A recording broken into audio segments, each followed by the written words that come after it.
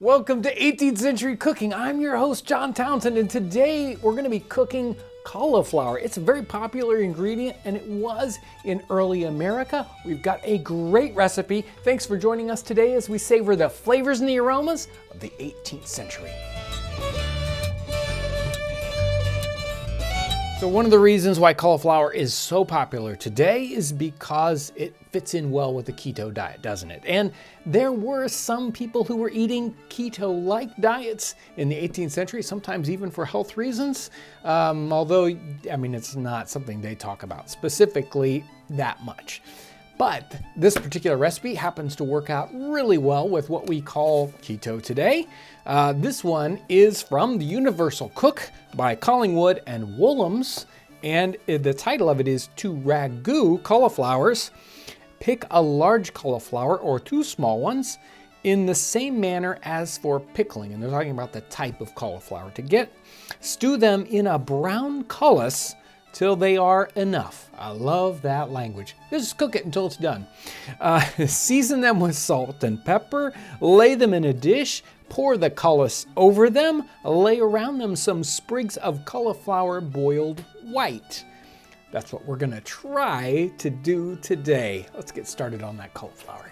So our first step here is preparing the cauliflower, and we're going to basically cut it in half. One side will keep whole, one side will break up a little bit.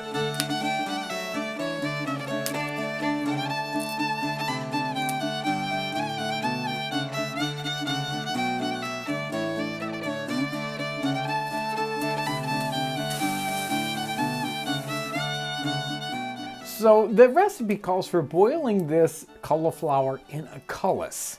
And a cullis in the time period could be a very complex and a sauce or a broth that takes just hours and hours and hours, days to make, and uses multiple cuts of meat.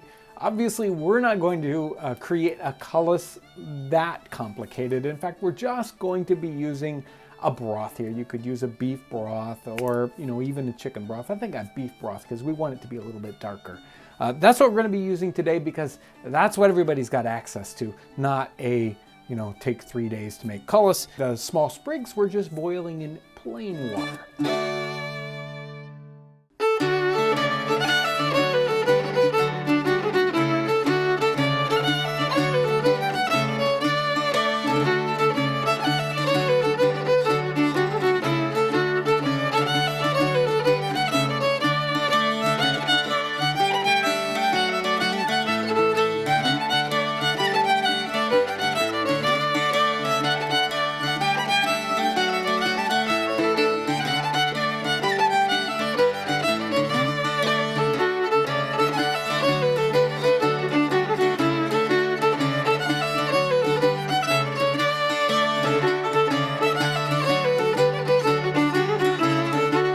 Well, here we go. Hey, it smells good. It looks good. Now, our broth is probably thin, probably a lot thinner than their cullis of the time period.